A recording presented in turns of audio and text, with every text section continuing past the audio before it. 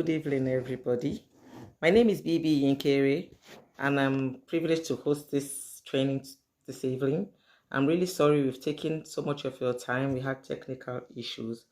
Originally, I'm not supposed to be the host, so you just bear with me. If you're live with me, can I see you? You wave your hands.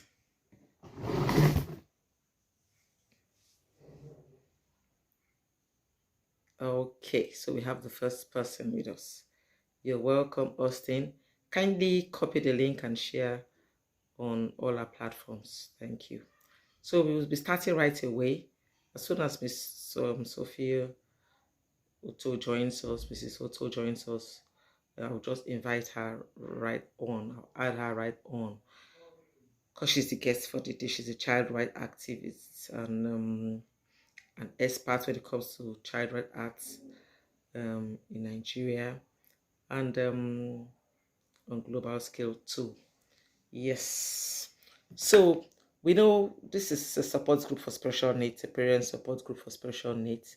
We are parents, caregivers, educators, just lovers of children with special needs. And these children, just like every other child, have rights. Now we'll be reviewing some of their rights today. This is a broad topic which we cannot exhaust this month. Hopefully by next month, we'll still take it on. And maybe I'll be coming on as a guest that day. But for today, I'm your makeshift host, like I said earlier. And yes, Madam Sophia. So yes, we're talking about the rights of the Nigerian child. Ordinarily, there are certain things that one would just expect a child should enjoy, should benefit from in a system without even being conscious of the fact that they are his or her rights. For a child, for instance, there's a right to play. I mean, that's what children don't know that. They don't need to know that. They don't need to know that there's, that they have rights to play. Or they just naturally play. And parents naturally give them access to play. But then because of the way the society is now, we see several things going on, and sometimes we are not even too sure.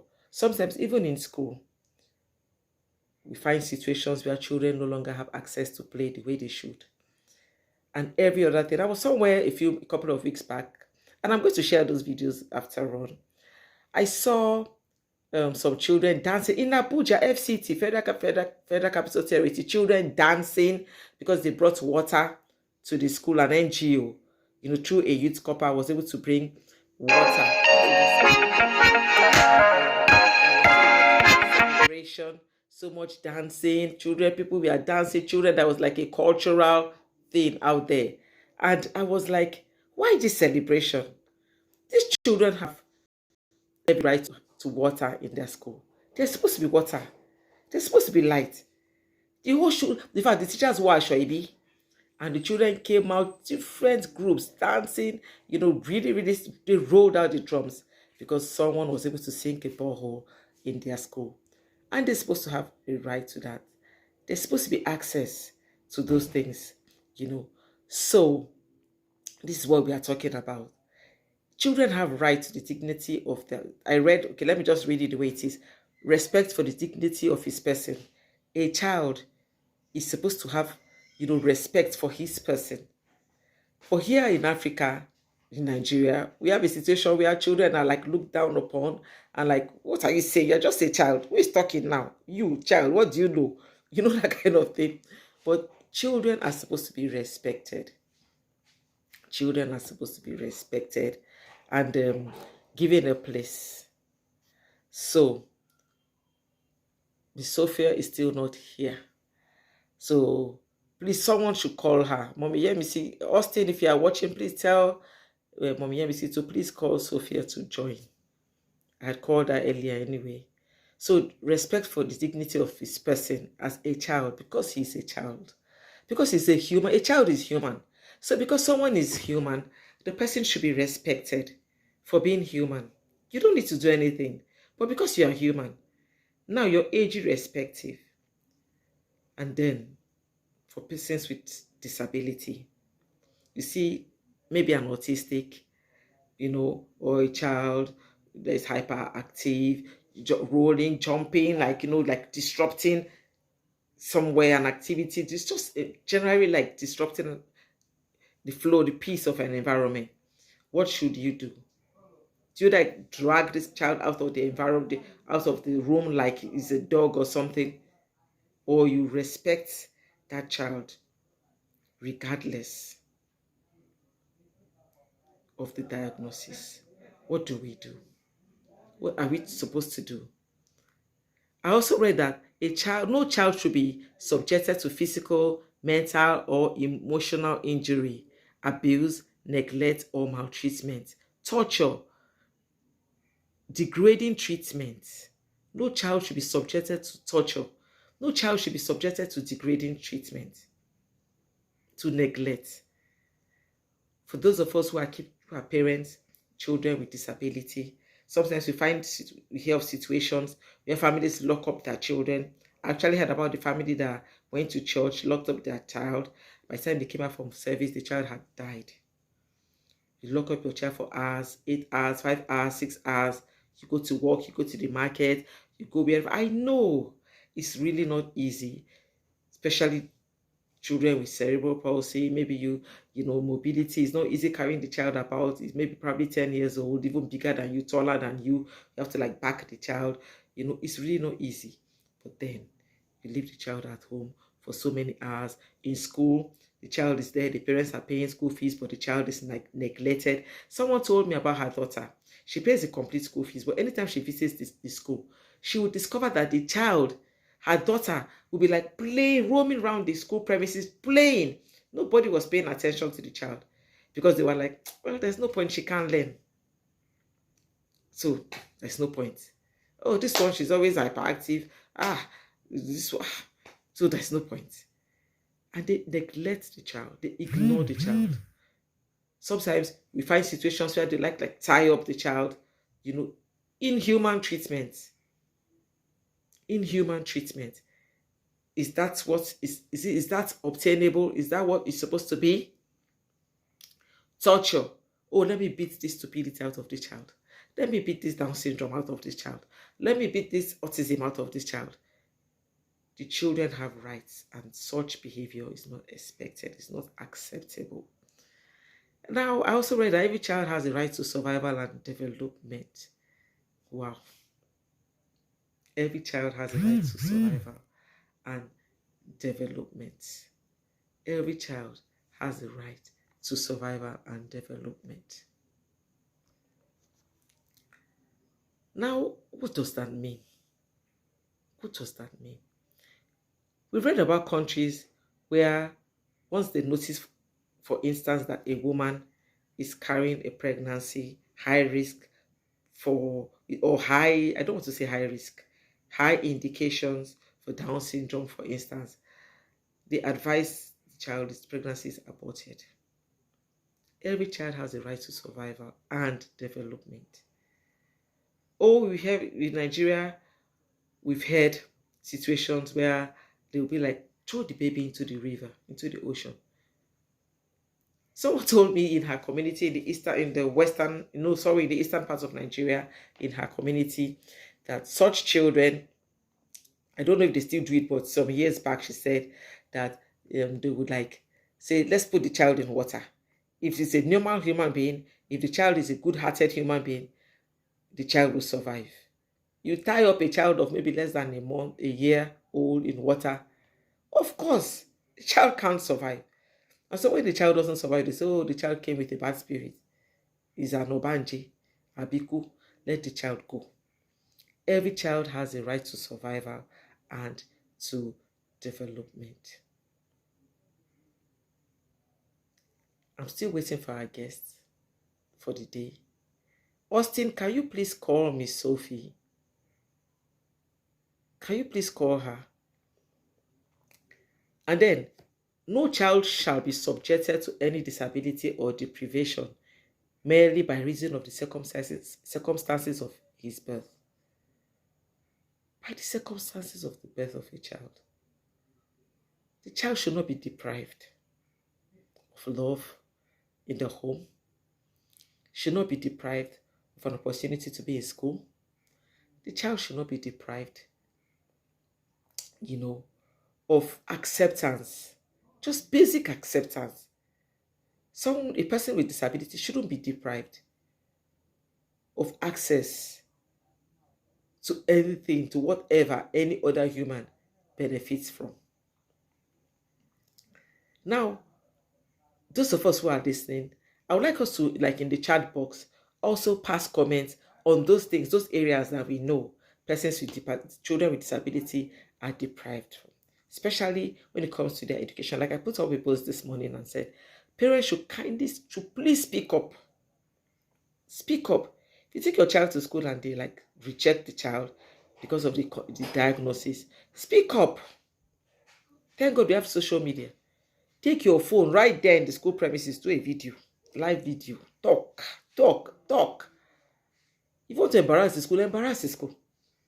Because they deserve to be embarrassed anyway for not respecting the rights of the child. And when they start telling you that, oh, we are rejecting the child because we don't have facility, they are supposed to, as educators, be able to accommodate any kind of child in their facilities, if at all it's a facility. So no child should be deprived.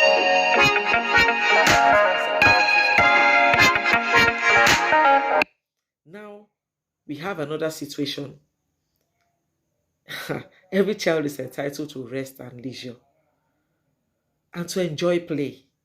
Every child is entitled to rest and leisure and to enjoy and to engage in play, in sports, in recreational activities appropriate to their age. Let me pause here now. I want you to use a few minutes and just think back to our recreational centers. Are they conducive for children, people with disability? Are they conducive? Are recreational centers compared to what we have in most countries abroad? So children are entitled to play, to rest, to leisure, to sports. How adaptive are our recreational centers for persons with disability? How adaptive are they? And even when it comes to the mindset of other users of the playground, the mindset of Austin, I expect to hear from you.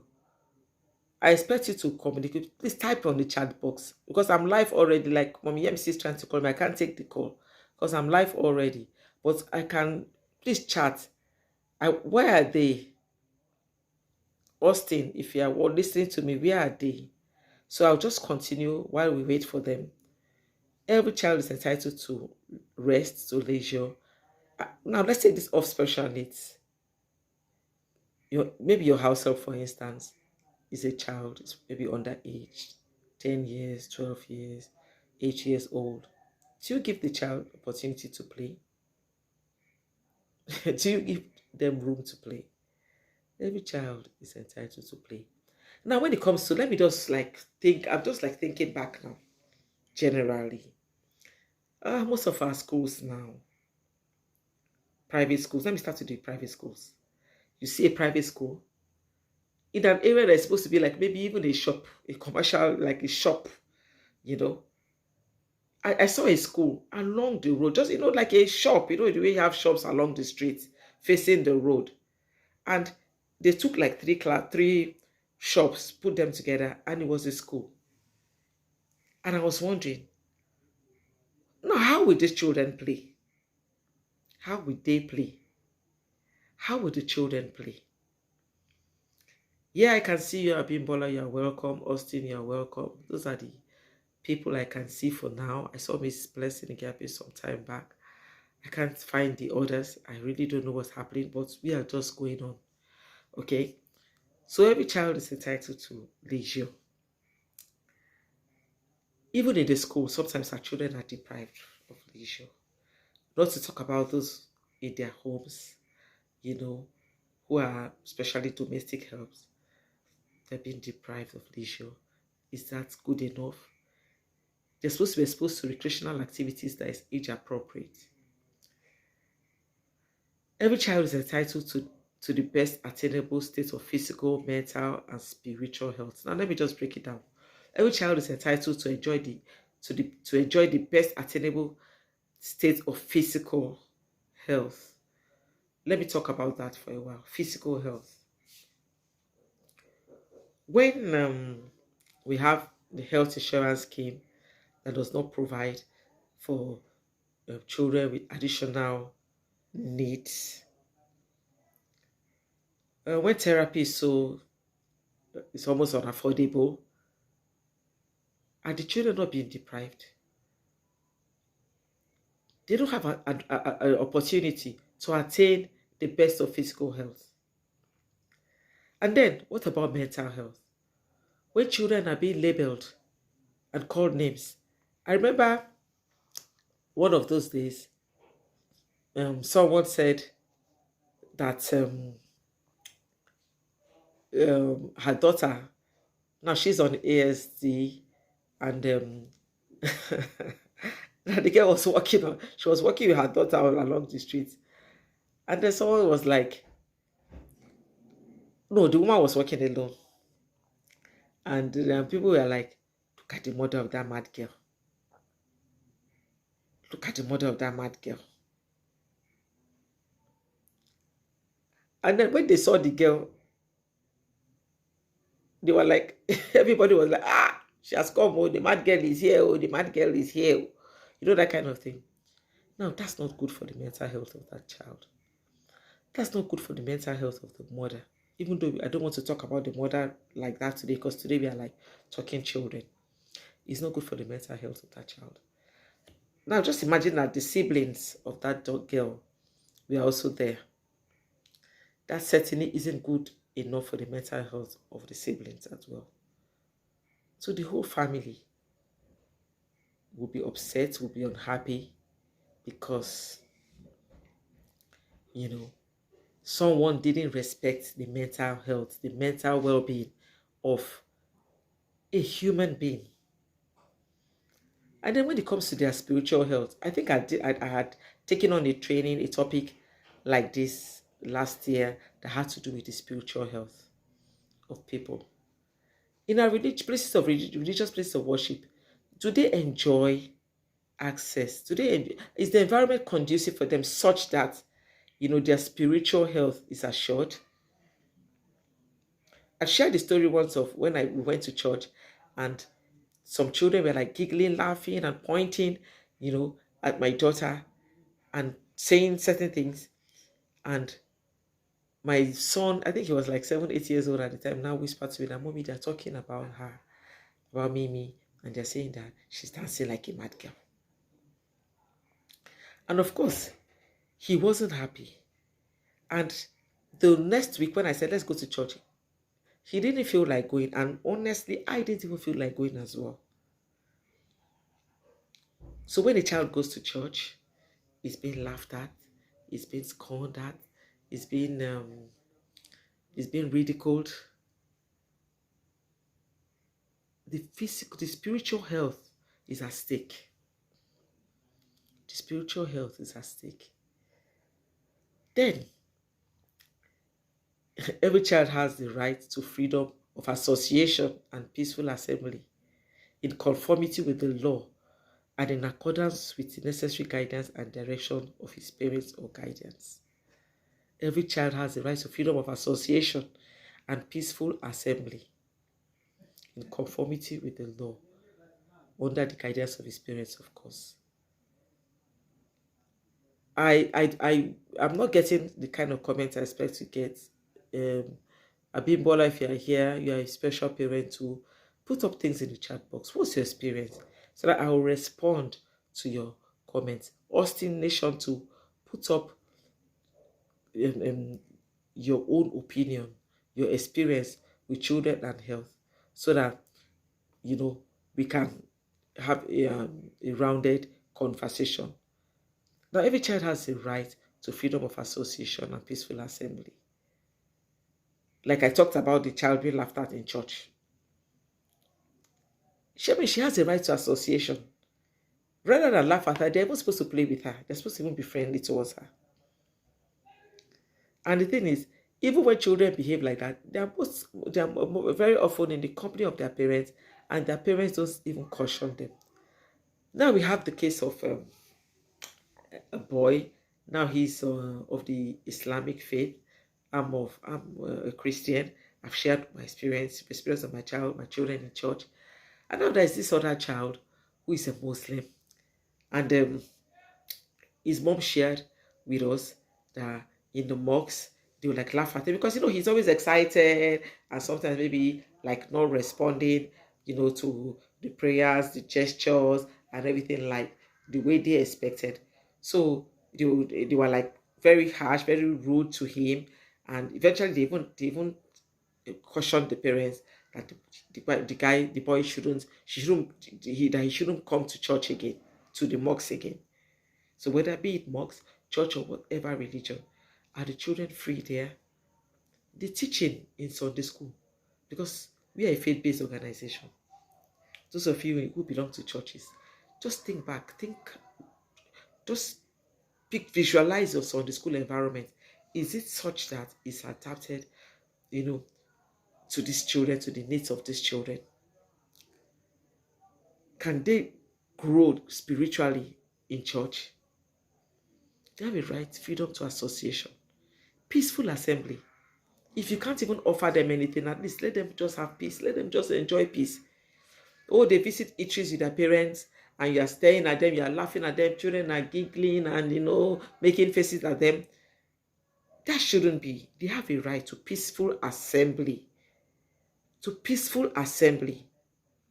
Just like anyone else. And then when it comes to movement, yeah, Austin, stereotyping, it kills. It's very, very, it can demoralize. If I want to, part of the things we say in our daily declaration is that my child, that low self-esteem is being exchanged. We always declare that low self-esteem will be exchanged for the spirit of boldness and courage.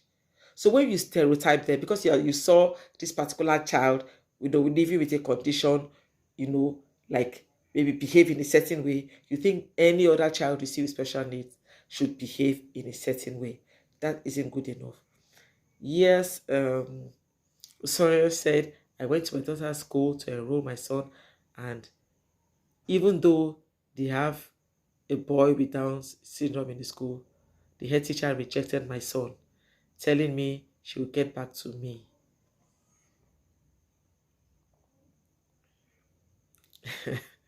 See, I was really hot, but the Holy Spirit helped me to get back. I can relate. I can relate absolutely with you. I had the same experience. I took two of my children, Miracle and her brother, to a new school. And when we got there, the first day we received them, she was in creche and he was in primary one. By the next day, when I got there, in fact, that very day, the head teacher called me that he would like to have a word with me.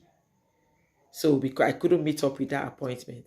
So when I took the child there, the children there the second day at the gate, someone was like a bouncer. Oh my God, was at the gate, and the person was like, he can do the boy should go in, please, the girl shouldn't come in. So I was like, why?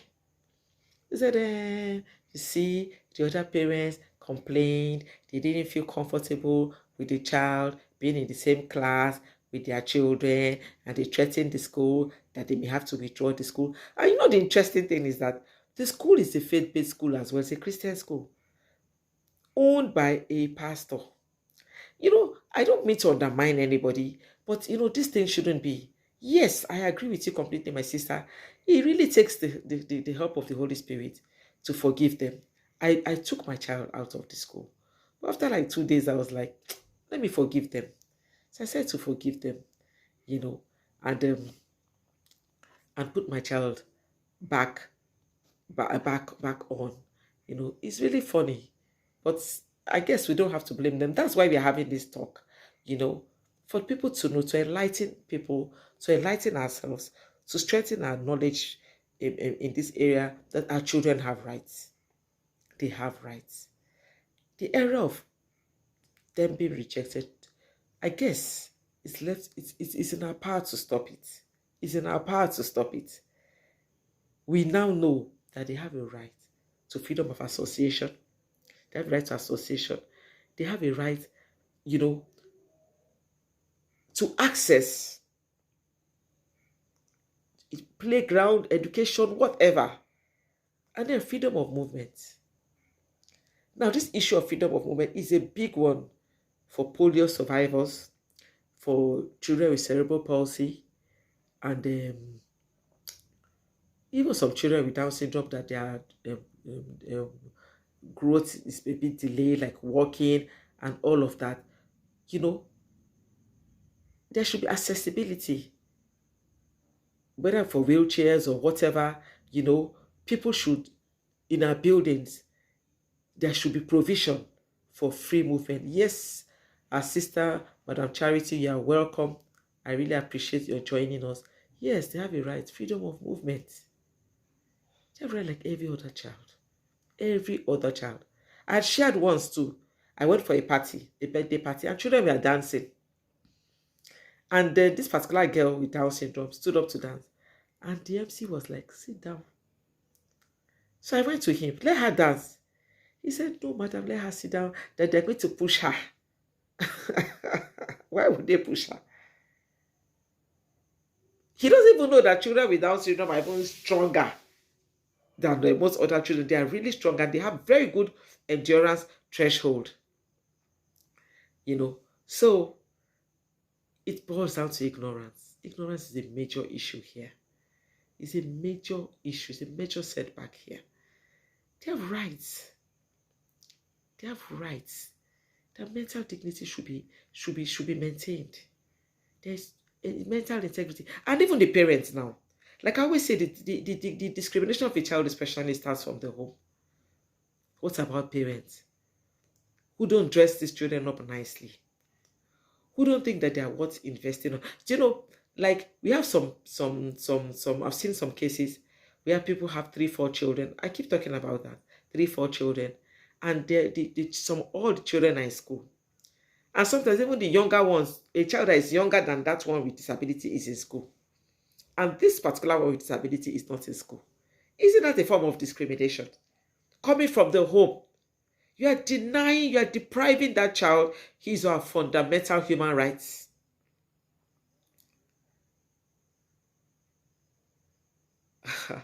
Austin says that he thinks the country intentionally keeps deaf ears to children with special needs. I agree with you. I agree with you. Someone shared with me that a gubernatorial aspirant, came to campaign, and so he was talking with her, and then she now asked him what his plans were for persons with disability. And he was like, madam, you ma look at this thing now, you too, you ma consider them. You go make your children they the same class with those people. Gubernatorial aspirant. Well, she said to me, thank God he lost the election. Of course he would lose. All stakeholders have to be trained and talked to. God bless you. God bless you, ma, for that. All stakeholders have to be trained and talked to. And if you're a parent watching me, I'm actually calling, it's a call for action. It's a call for action. A few days back we were praying and someone said, oh God, let's raise notable voices, to speak in our defense, to speak for our children. And immediately the Lord rebuked me and said, you people should stop saying that. You are the notable voices that I've raised. You are the notable voices that speak up. In my post earlier today, I said, step up and speak up. Speak up. Engage the stakeholders. Be it church owners, religious leaders, whether alfas, imams, pastors, speak up. They ought to know these things. They ought to know these things. Our lawmakers, speak up at whatever level we can. Let's engage. Let's keep speaking for our children and prepare our children for the future where they themselves where they can begin to advocate for themselves. So, you know, it's something that we really need to do. So much right. Even when you take it outside special needs. I spoke about the private schools that the children are deprived of play sometimes, because there's even they don't even have enough space. Someone owns a school, and before you know it, we start putting up structures within the school, putting up structures, fill up every place, every space with one building, one makeshift building or the other. These children don't have a playground. I don't even think that people should even, the government should give approval to people, proprietors or proprietresses, to run schools where there's no provision for a playground. I don't think they should even be given provision. And then we have a situation too where the government schools, and then let me just say at this point that we can't pretend, we can't afford to pretend, because the last election, if some okay, maybe some people will say, oh, my children have long left primary level, they've lost long left secondary school level, so I don't know the state of the government schools anymore, I don't know the state of primary education anymore. But every Nigerian who is over 18 years old, at least who was interested, went to one government school or the other to vote. They went to the NEA schools to vote, and they saw the condition of the NEA schools. Massive school build compound, no form of landscaping, mud, dust. I went to get my voter's card 2 years back in one primary school in Orozo in Abuja. These children, the pupils were playing. Oh my God, they were caked in mud, playing with mud, dust, and everything. And sometimes, and I watched them that day. Their long break or whatever you call it, they were on the playground for over an hour, playing with so much dust, so much mud, everything dust. They were just like all over the place. Of course, without even toilets. No toilets. No water. Even with the COVID. I told us earlier about the school that an NGO through a youth corps was able to bring water, sink a borehole, and the children rolled out the drums. They had all kinds of cultural troops out. Is that what we should have in the 21st century? Parents, we need to speak up. We need to engage. There's no place, there's no need hiding. It's not doing anybody any good. Let's come out. Let's speak up.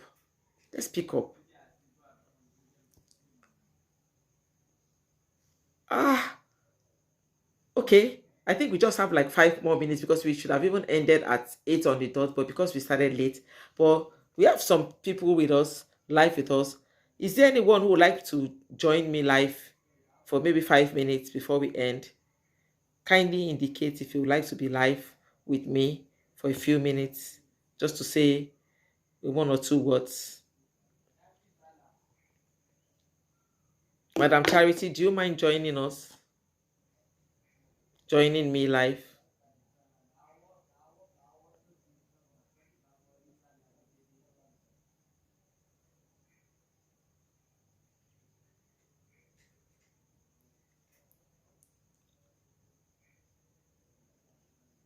Okay.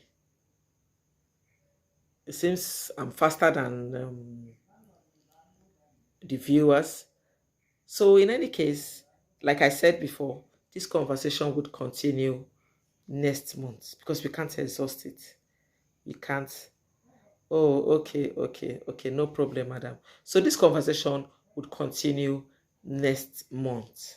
Anyone who is interested in joining should please like maybe chat me up afterwards. We still need to talk about this.